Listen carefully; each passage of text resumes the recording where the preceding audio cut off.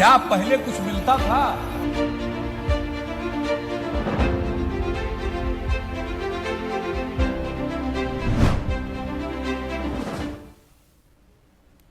वंदे मातरम।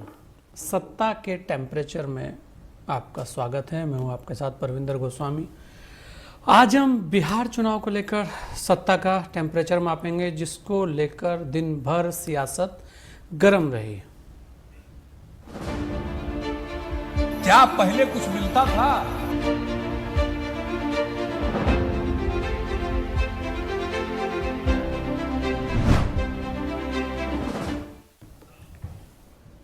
जैसे जैसे बिहार में चुनावी सरगर्मी तेज होती जा रही है, पक्ष विपक्ष एक दूसरे पर हमलावर होते जा रहे हैं। आज राज्य के सीएम नीतीश कुमार ने पहली डिजिटल रैली की और विपक्ष पर जमकर निशाना साधा। जी हां, वर्चुअल रैली की। सूबे के मुखिया ने कोरोना टेस्ट से लेकर बिजली पर अपनी सरकार के काम गिनाए और विपक्षियों पर जमकर हमला बोला। उन्होंने कहा कि बोलने वाले तो कुछ भी बोलते रहते हैं, उन्हें तथ्यों की जानकारी तो होती ही नहीं। बिहार में अब घर घर बिजली आ गई है, ऐसे में लालटेन की जरूरत नहीं है। तंज किया उन्होंने। मुख्यमंत्री ने कोरोना संकट का जिक्र करते हुए कहा कि प्रदेश में इस समय प्रतिदिन 1.5 लाख से ज्यादा लोगों की जांच हो रही है। साथ ही उन्होंने कहा कि सरकार ने कोरोना महामारी से मौत होने की परिस्थिति में परिजनों को 4 लाख रुपए मुआवजा देने का फैसला लिया है। लेकिन इस बार किसकी सरकार बनेगी, ये बड़ा सवाल है और सभी की नज़र इस बार बिहार पर है, क्योंकि कोरोना काल में बिहार चुनाव होने वाला है। और चुनाव भी अब की बार बड़ा रोचक है, क्योंकि चुनाव में इस बार युवा ज़्यादा हैं, चाहे वो तेजस्वी यादव हो और चाहे चिराग पासवान हो। ऐसे में अब की बार चुनाव बड़े दिलचस्प होंगे, ये तो दिख रहा है। हाँ, एक चुनौती जरूर है, क्योंकि कोरोना के अंदर जहां एक तरफ सोशल डिस्टेंसिंग की बात हो रही है, ऐसे में चुनाव होना ये अपने आप में बड़ा एक अहम सवाल है।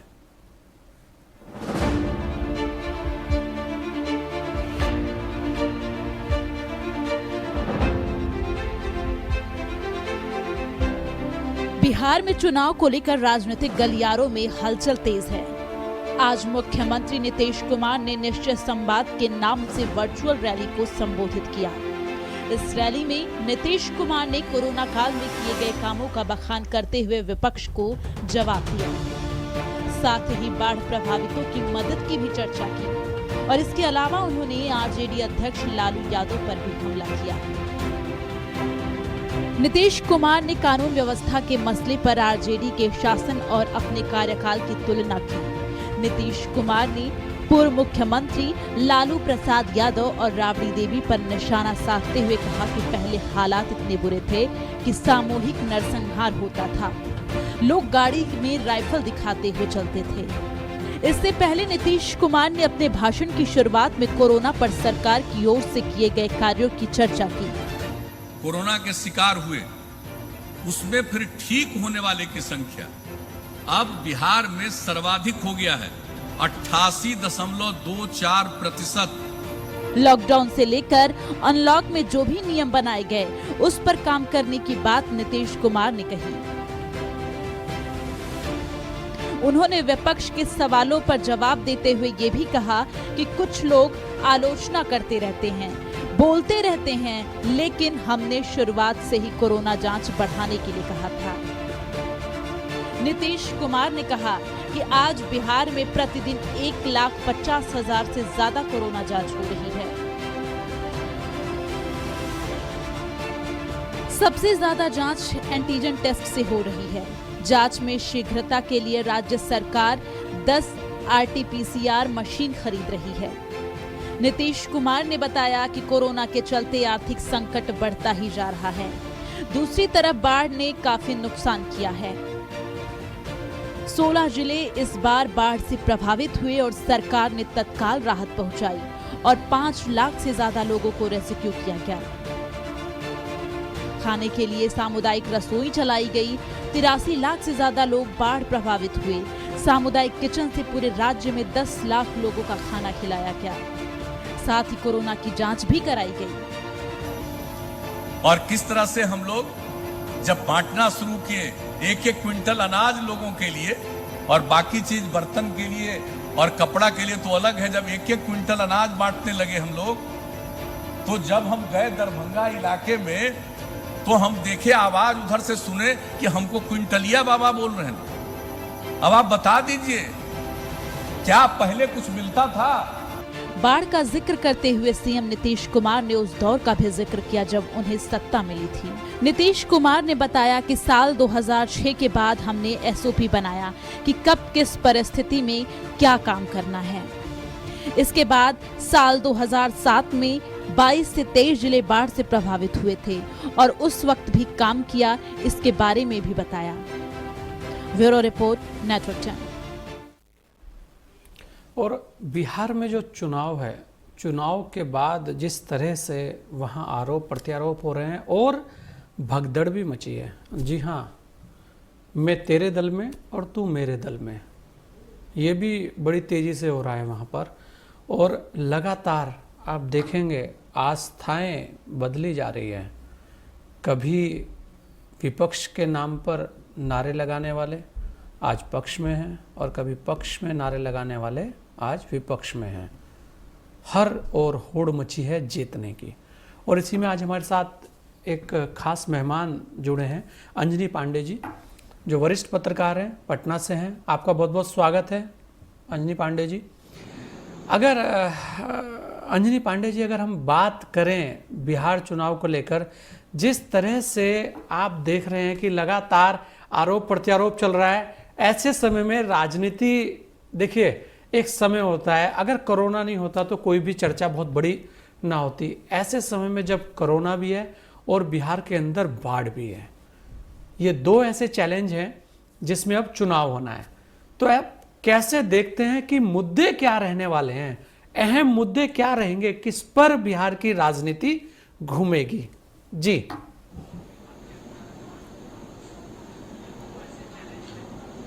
सबसे पहले बता दूं कि बिहार की जो राजनीति है उस राजनीति में मुद्दे की कमी होती है।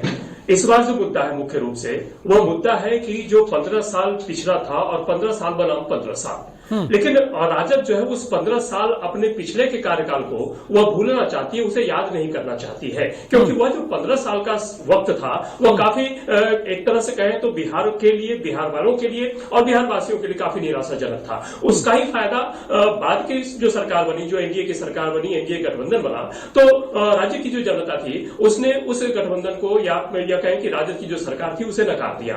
और जो उस वक्त जो 2005 में जब सरकार बनी तो उसने जो रोड मैप तैयार किया, उस रोड मैप को तैयार करके उसी आधार पर सरकार जो वो काम करने लगी। तो जो 15 साल का यह वक्त हुआ, इस 15 साल के वक्त में सरकार को अपने कार्यकाल के लिए गिराने के लिए बहुत सारी चीजें हैं। यदि हम सड़क की बात करें, अस्पतालों की बात करें, विद्यालयों की बात करें, तो कई ऐसे मुद्दे हैं। जहां बिजली की बात करें तो कई ऐसे मुद्दे हैं जहां पर सरकार जो, वर्तमान सरकार जो है या एनडीए की सरकार जो है, वह इन मुद्दों को भुलाना चाहती है कि उन्होंने जो पिछले 15 सालों में किया, वह 15 सालों में किस तरीके से किया उन्होंने और किन किन क्षेत्रों में विकास किया, किन किन क्षेत्रों में विकास की और जरूरत है। यह आगे का रोड मैप जो है वो केंद्र जो राज्य सरकार है उनके लिए यह तैयार है। और सरकार जो वो कह रही है कि आने वाले जो 5 साल होंगे जिसमें ये सरकार बनाने का मौका मिलता है, तो उसमें इस रोड मैप को हम और आगे बढ़ाएंगे और प्रदेश को एक विकसित राज्य के रूप में हम ले जाएंगे। लेकिन सबसे बड़ी बात है कि जो बिहार में विकल्प है, अंजनी जी, अगर बात करें, अंजनी जी अगर हम बात करें तो वर्तमान के जो स्थिति है, आज के जो हालात हैं, आज जैसे, क्योंकि चुनाव की घोषणा कभी भी हो सकती है ऐसा कहा जा रहा है, अभी कयास है, कयास लगाए जा रहे हैं कि कभी भी चुनावी घोषणा हो सकती है, 15-16 से पहले चुनावी शायद घोषणा हो जाए।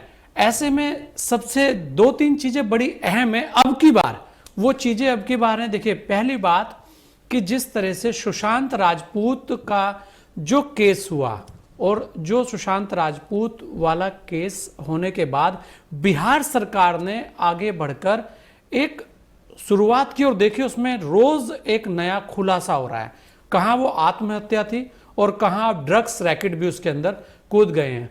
उसका जिस तरीके से वो कहते हैं ना कि पहल हमने की, तो उस पहल का नीतीश कुमार को कितना फायदा होता दिख रहा है आपको, क्योंकि आज पूरे देश में सुशांत हर युवा के लिए एक ऐसी चीज हो गई है कि यार ये बहुत गलत हुआ। और सुशांत राजपूत को लेकर जिस तरह से लोगों के अंदर एक गुस्सा फूटा कि ऐसा नहीं होना चाहिए था, एक हंसता खेलता लड़का, बिहार का ऐसा लड़का जिसने अपने दम पर मुंबई के अंदर अपनी पहचान बनाई, उसे लेकर जो चीजें हुई, जो पहल हुई और बिहार सरकार ने जिस तरह से उसमें अपनी भूमिका निभाई, उसे लेकर आप क्या कहना चाहेंगे? क्योंकि वो भी अपने आप में एक बड़ी चीज है। क्या होता है ना कि दिल का मामला है, और जब दिल का जहां मामला जुड़ता है वहां भावनाएं बहुत कुछ कह जाती हैं। जी अंजनी पांडे जी।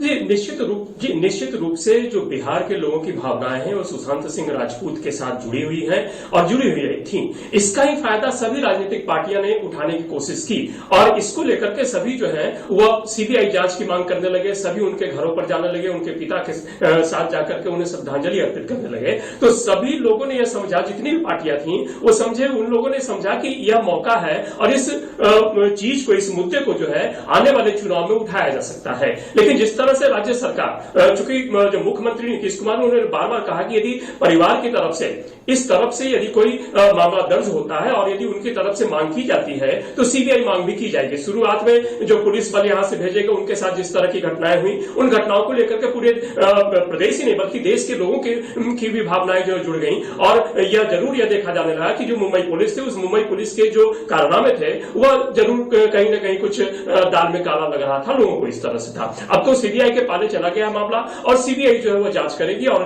करेगी। लेकिन एक बात आपने जो कहा कि जो सरकार है या अभी जो वर्तमान सरकार है बिहार में, उसने इस मुद्दे को लेकर जो पहल की, उस पहल का जरूर निश्चित रूप से जो बिहारवासी, बिहार के जो लोग हैं, उन्हें जरूर लग गया कि सरकार ने एक अच्छी पहल की। और यह जिस तरह से जो कांड हुआ, इस कांड के पीछे क्या मकसद था, इस कांड के पीछे किस तरह से राजनीति की गई, ये सभी जनता देख रही है। और बिहार की जनता जो है वो राजनीतिक रूप से काफी प्रबुद्ध है। तो इसलिए जनता को यह बरगलाया नहीं जा सकता है किसी भी मुद्दे को लेकर, बिहार की जनता खासकर, कि आप इस मुद्दे पर आए और इस मुद्दे पर आए और इस मुद्दे पर आए। बिहार की जनता जो है वह अपने मुद्दे को समझती है, वह अपने विकास को देख रही है और वह जान रही है कि किस तरीके से और किस तरफ। व्यक्ति बहुत समझदार होता है, बड़ा मेहनती होता है, और बिहार का व्यक्ति हर लड़ाई को लड़ने में सक्षम होता है, क्योंकि जो मेहनत करते हैं वो फिर जीतते हैं ही हैं। अगर अंजनी पांडे जी, सबसे एक और अहम बात इस चुनाव में हमें देखने को मिलेगी, युवा अनुभव। तेजस्वी की बात करें, चिराग पासवान की बात करें और ऐसे में नीतीश कुमार की बात करें, क्योंकि अभी बहुत सारी चीजें वहां पे अभी होनी है, बहुत सारे चेहरे और सामने आने हैं। लेकिन मुख्य अगर हम देखें तो बड़े नामों की अगर बात हो तो तेजस्वी को लालू यादव जी की चुनाव में जो सक्रियता होनी चाहिए, उसकी कमी आपको क्या लगता है कितनी खलने वाली है? और क्या तेजस्वी नीतीश कुमार के बराबर आकर उस तरीके से लोगों को अपने साथ जोड़ने में सक्षम दिखते हैं? जी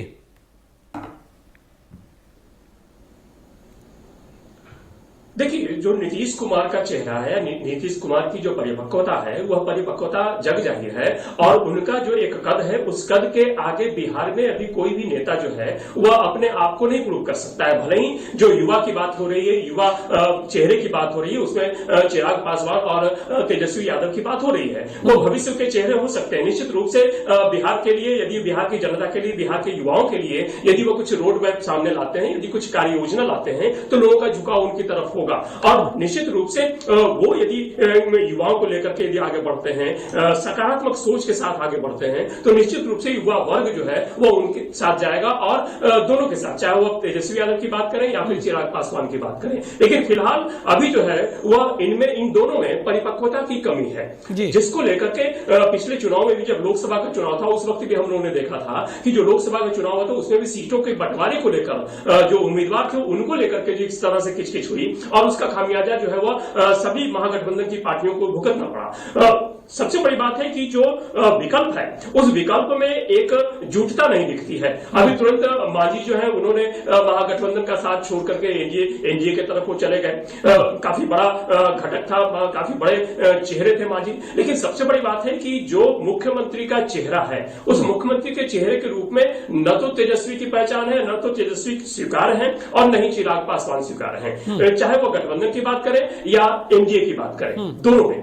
अब जो लोजपा के सुप्रीमो हैं चिराग पासवान, वो किस ओर जाते हैं ये आने वाले वक्त में पता चलेगा, लेकिन उन्होंने अभी से ही अपने तेवर जो है वो तर्क दिखाना शुरू कर दिया और उन्होंने कहा है कि हमारी तैयारी जो है सभी 243 सीटों पर है। और पिछले दिनों जिस तरह से मुख्यमंत्री के खिलाफ उन्होंने जोर शोर से अभियान चलाया, मुख्यमंत्री के खिलाफ या सरकार की जो योजनाएं हैं उनके खिलाफ जो इस तरह से वो मुखर हुए, उससे साफ लगता है कि जो लोजपा के जो सुप्रीमो है चिराग पासवान जी, वे अपनी राह कुछ अलग दूसरा तलाश रहे हैं और तेजस्वी के विकल्प के रूप में, युवा चेहरा के रूप में बिहार में अपने आप को एक उभारना चाहते हैं। तो दोनों ओर से, चाहे दोनों युवा हैं, दोनों युवा हैं और दोनों लगे हैं चुनाव के अंदर।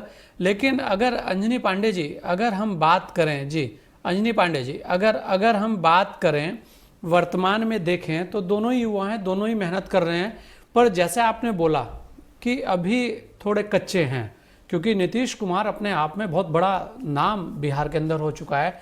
ऐसे में एक चीज़ और आ रही है अंजनी पांडे जी, अगर आप देख रहे होंगे तो जिस तरीके से पप्पू यादव मेहनत कर रहे हैं, लगातार वो फील्ड में बने हुए हैं, उन कितना बड़ा मैं कहूँगा प्रभाव डाल सकते हैं इस चुनाव में, और कहाँ खड़े दिखते हैं आपको पप्पू यादव अभी वर्तमान की स्थितियों में? क्योंकि लगातार हम देख रहे थे वो लगातार बाढ़ क्षेत्रों में लगातार हर जगह पहुंच जा रहे हैं और पूरा समय वहां दे रहे हैं। ऐसा लग रहा है कि चुनाव को कहीं ना कहीं वो भी मोड़ने के लिए जो है जिस तरीके से वो मेहनत कर रहे हैं वो ऐसा दिख रहा है। और एक बड़ी बात और है, क्योंकि एक फैक्टर और है कि कांग्रेस अपने पत्ते कब खोलेगी। जी अंजनी पांडे जी। जी देखिए, जो पप्पू यादव का फैक्टर है, पप्पू यादव निश्चित रूप से पिछले साल जब पटना में बाढ़ की स्थिति उत्पन्न हुई थी तो वे उन जगहों पर गए थे, उन लोगों को उन्होंने सांत्वना दी और कई सामग्रियों को उन्होंने वितरित किया और लोगों को वहां से निकाला भी। फिर अभी भी जो बाढ़ की स्थिति हुई, इस कई जगह पर गया और वहां के लोगों की समस्याएं। बिल्कुल, मुझे लग रहा है संपर्क टूट गया है। और जिस तरह बिहार में चुनाव को लेकर लगातार राजनीति बढ़ती जा रही है, लगातार दांव पेच शुरू हो गए हैं, और ऐसे में ही हम आपको लगातार बिहार चुनाव को लेकर हर अपडेट दिखा रहे हैं और लगातार हमारी कोशिश यही रहेगी कि बिहार के अंदर नया क्या होगा, किन मुद्दों पर चुनाव होगा और वहाँ वास्तविकता क्या है। जी बिहार की राजनीति को निश्चित रूप से देखिए, जहां तक दूसरे चेहरे की बात है, कांग्रेस की बात है, तो कांग्रेस सबसे पुरानी और सबसे बड़ी पार्टी थी एक वक्त में। तो सबसे पहले उसे यह चाहिए था कि वह एक मजबूत विपक्ष के रूप में बिहार में अपने आप को प्रस्तुत करता, अपने आप के सामने वह लाता। लेकिन अब जो है वह 2 दर्जे की पार्टी बनकर रह गई है, वो 3रे दर्जे की पार्टी बनकर रह गई है और राजद के साथ वो चल रही है। अभी पिछले दिनों उनके एक नेत्री ने और नेता ने कहा कि जिस पार्टी का सबसे ज्यादा सीट आएगा उसके मुख्यमंत्री चुने जाएंगे। तो जब कांग्रेस दूसरे दर्जे पर लड़ेगी, राजद से कम सीटों पर लड़ेगी, तो कैसे उसके ज्यादा सीट आएंगे और कैसे वो अपने आप को अपनी पार्टी की तरफ से मुख्यमंत्री के रूप में किसी चेहरे को वो सामने लाएंगे। तो कांग्रेस की तरफ से सबसे बड़ी परेशानी है कि उनका कोई ऐसा चेहरा नहीं है जो बिहार के पटल पर लोगों के सामने विकल्प के रूप में आ सके। जी बिल्कुल अंजनी पांडे जी, लेकिन अगर आप देखें अंजनी पांडे जी तो तारिक अनवर अपने आप में बहुत बड़ा चेहरा है, और आप अगर देखें कांग्रेस के अंदर तो तारिक अनवर का कद कांग्रेस में भी बड़ा है और बिहार में भी कद बड़ा है। ऐसे में वो कितना वहां अहम साबित हो सकते हैं, कितनी नैया को पार लगा सकते हैं, ये भी एक देखने वाली बात होगी वहां जरूर। और उसके अलावा जो निर्दलियों की संख्या है उसको लेकर क्या आप कहना चाहेंगे, उन निर्दलियों की भूमिकाओं को अब की बार कैसे देखते हैं? क्योंकि महागठबंधन की जो बात हो रही है, लगातार दल बदलने के लिए वहां हर कोई तैयार रहता है। आप लगातार देख रहे थे कि कुछ लोग जनता दल से इधर, कुछ लोग जदयू से उधर, कुछ लोग कांग्रेस से उधर, कुछ उधर से इधर। तो ये लगातार वहां है। तो ऐसे में बड़ी विचित्र स्थिति हो जाती है कि आने वाला समय निर्दलियों पे भी बहुत डिपेंड करने लगता है। जी, ये उनकी भूमिका भी काफी अहम होगी, क्योंकि अभी जो है वो ये उनकी भूमिका भी काफी अहम होगी, क्योंकि अभी जो है वो 15 साल जो एनडीए की सरकार रही, कुछ एक सालों को छोड़कर, कुछ एक महीनों को छोड़कर, तो लोगों के सामने सरकार के खिलाफ जरूर मकसद है, सरकार के खिलाफ जरूर भावनाएं जा रही हैं, लेकिन जो जनता है, जो लोग हैं, उनके सामने कोई दूसरा विकल्प नहीं आ पा रहा है। मैंने अभी कहा था कि जो कांग्रेस है उसे एक विकल्प के रूप में आना चाहिए था।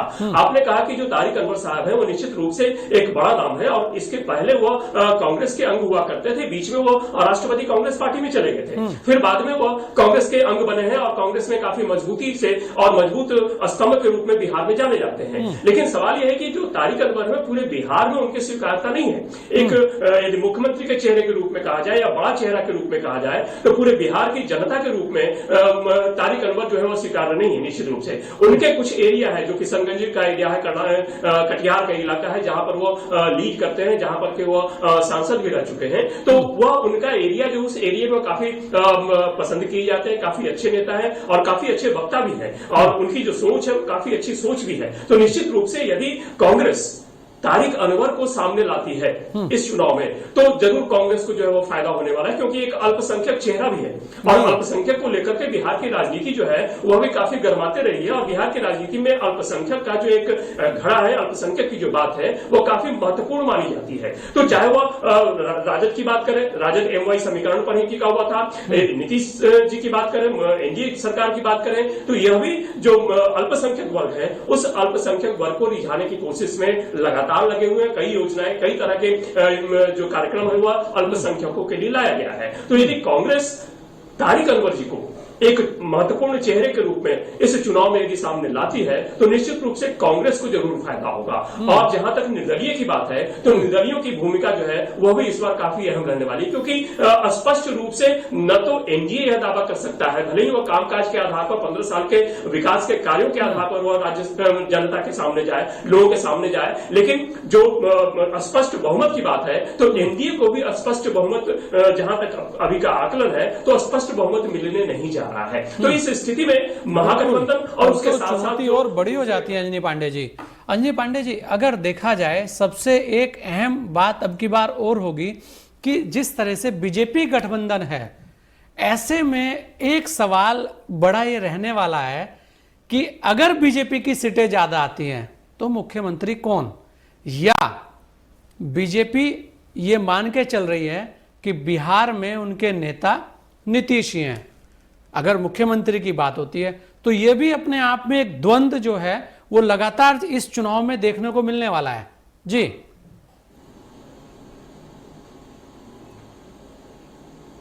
नहीं, मैं स्पष्ट कर दूं कि जो राष्ट्रीय अध्यक्ष है भाजपा के, उन्होंने भी, नड्डा साहब, उन्होंने भी पिछले दिनों कहा है कि जो एनडीए है वो नीतीश के नेतृत्व में ही चुनाव जो है वह लड़ेगी, और नीतीश के नेतृत्व में ही अगली सरकार जो बनने जा रही है। तो निश्चित रूप से यह स्पष्ट है कि मुख्यमंत्री नीतीश कुमार जो है वही एनडीए के चेहरा रहेंगे, और बीजेपी यदि गठबंधन में है, एनडीए गठबंधन में है, निश्चित रूप से यदि सीटें ज्यादा आती हैं तब भी मुख्यमंत्री का चेहरा जो है वह नीतीश कुमार का ही चेहरा रहेगा। यह पहले से ही जो प्रदेश की राजनीति के जो बड़े नेता है वो, और जो केंद्र की राजनीति के जो बड़े नेता है वो मानते आ रहे हैं, और जब चुनाव में जाएंगे तो निश्चित रूप से नीतीश कुमार का ही चेहरा वो सामने लेकर के जाएंगे। अब आगे आने वाले समय में यदि परिस्थितियां बदलती हैं, यदि भाजपा की सीटें ज्यादा आती हैं, तब यह जरूर, आपने जैसा कहा कि वो भाजपा जो है वह जरूर थोड़ा कोशिश कर सकती है कि हमारे मुख्यमंत्री बने, हमारे ओर से जो है वह मुख्यमंत्री का चेहरा सामने आए। लेकिन निश्चित रूप से जब जनता के सामने वो नीतीश कुमार के चेहरे को लेकर के जाएंगे,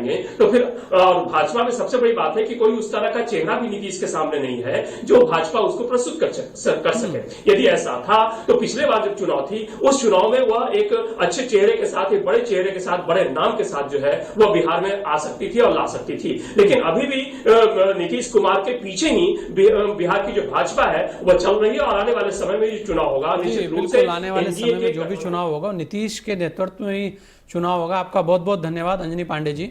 तो बिहार चुनाव को लेकर लगातार जिस तरीके से खेमेबंदी शुरू हो गई है, जोड़ तोड़ अभी से शुरू है, जीतने वाले लोगों को पाला बदलने के लिए पूरा देखा जा रहा है कि कौन कैसे जीत सकता है, वो बस हमारे खेमे में आ जाए।